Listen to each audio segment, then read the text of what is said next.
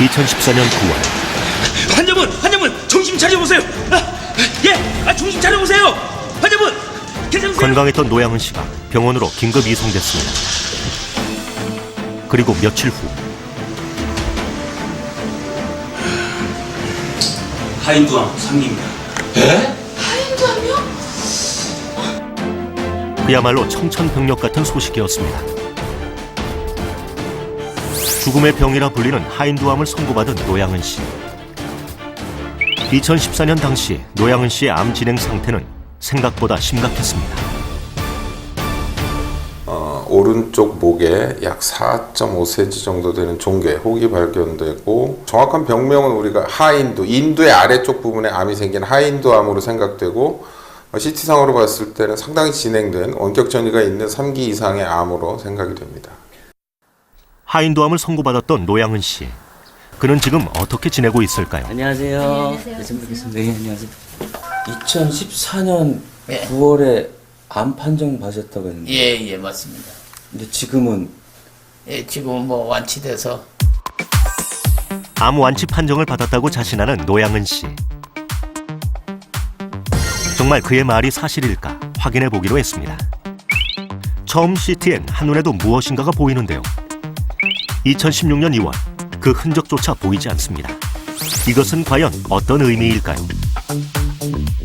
2014년 9월 달에 진단을 받고 약 1년 반, 1년 5개월 정도 지난 후에 CT를 보면 이게 같은 사람 것인지 조금 의심스러울 정도로 암의 흔적이 없어져 있는 것을 보이고요. 제가 임상에서 10년 이상, 20년 정도 환자를 봤는데 이런 경우는 매우 드물다고 할 수 있겠습니다. 하인두암 3기, 그 죽음의 늪에서 벗어난 노양은 씨. 그가 암을 극복한 비결은 과연 무엇일까요? 계속 목이 아프고 자꾸 역류되는 것 같고 말이야, 기분에 이물질이 나오는 것 같고 그래가지고. 2014년 어느 날 노양은 씨는 며칠 전부터 목이 아프고 음식물이 역류되는 듯한 느낌을 받았는데요. 대수롭지 않게 생각하고 동네 병원을 찾았다고 합니다. 병원에 가서 계속 진단하니까 역류성 식도염이라고 그러거든. 그러니까 그 약을, 거기 역류성 식도염에 대한 약만 계속 처방을 해주고 있는데.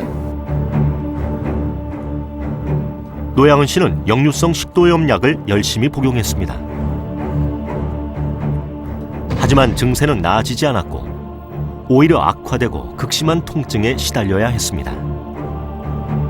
그러던 어느 날,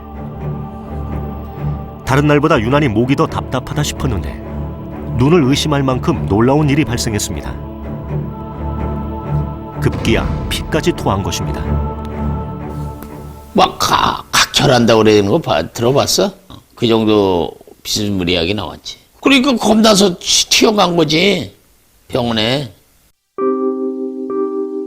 노양은 씨는 한 대형 병원에서 정밀 검사를 받았는데요. 그래도 설마 했는데 결과는 충격 그 자체였습니다. 하인두암 3기입니다. 병명조차 생소한 하인두암. 암 판정은 곧 사망 선고나 다름없었습니다. 이 정도면 어느 정도냐 그랬더니 뭐 심각하다. 그게 안 믿어지더라고요. 아무 생각도 안 나던데. 그냥 어떻게 해야 되나? 그날 이후 노양은 씨는 암 치료를 시작했습니다. 항암 치료 3번에 방사선 치료는 무려 30회. 분명 살기 위해서 받는 치료였지만 치료가 계속될수록 몸과 마음이 더 약해져 갔고 몇 달 사이 몰라볼 만큼 얄리워 갔습니다.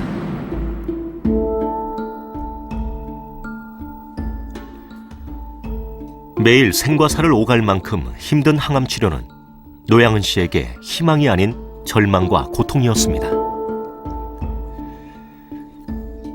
결국 그는 고민 끝에 항암 치료와 수술을 거부했습니다. 여보 생각해봤는데 당신 수술하자.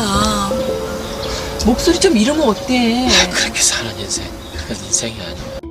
목을 드러내야만이 산다 이거야 내가. 아? 성대를 성대고 뭐고 싹 다 드러내야 된다 이거야 여기를. 예. 내가 그거 하고 싶지가 않다. 아무리 내가 저기 해도. 수술을 해서라도 빨리. 그러니까 지금 3기인데 더 하면은 놓칠 수도 있잖아요. 그 시기를.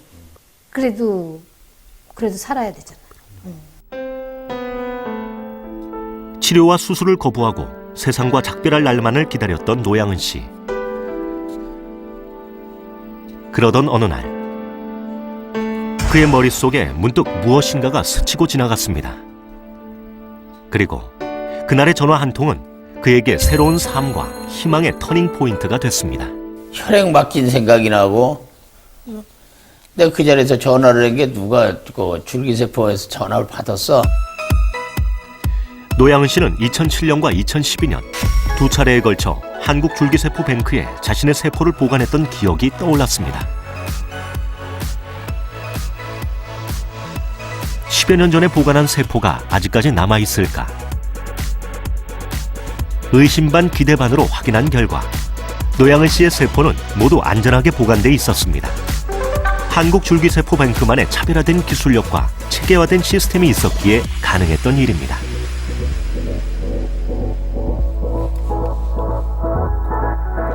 노양은 씨의 세포는 2015년 8월 맞춤형 세포 치료로 유명한 일본의 한 병원으로 보내졌고 그곳에서 세포 치료를 시작했습니다.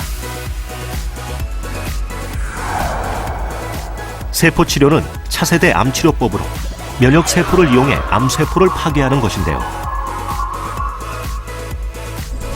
이 세포 치료를 시작한 지 약 7개월 만에 노양은 씨는 암 완치라는 기적을 선물 받았습니다.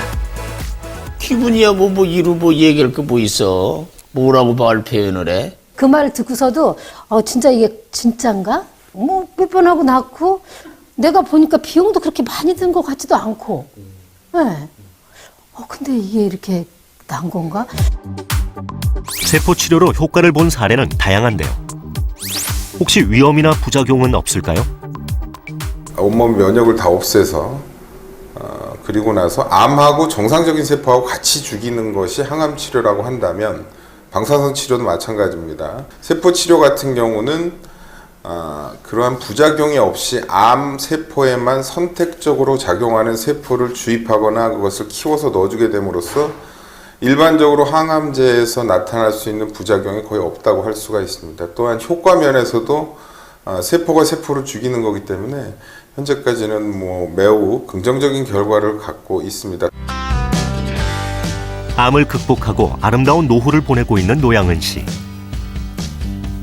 그는 건강은 건강할 때 지켜야 한다는 평범한 진리를 누구나 깨닫길 기대한다고 합니다. 내가 했던 면역세포 치료 방법에 대해서 상당히 현실로 기적 같은 어떤 치료, 건강할 때 혈액을 갖다가 보관해서 채취 보관했다가 막말로 1, 2년 또 미래에 어떠한 치료 방법이 나왔을 때 그때 배양을 해서 치료 방법이 있을 거라고 난 믿어요. 오늘도 질병과 힘겹게 사투를 벌이고 있는 수많은 환자들. 그 치료 효과도 높이고 삶의 질까지 향상시켜준 희망의 이름 세포치료.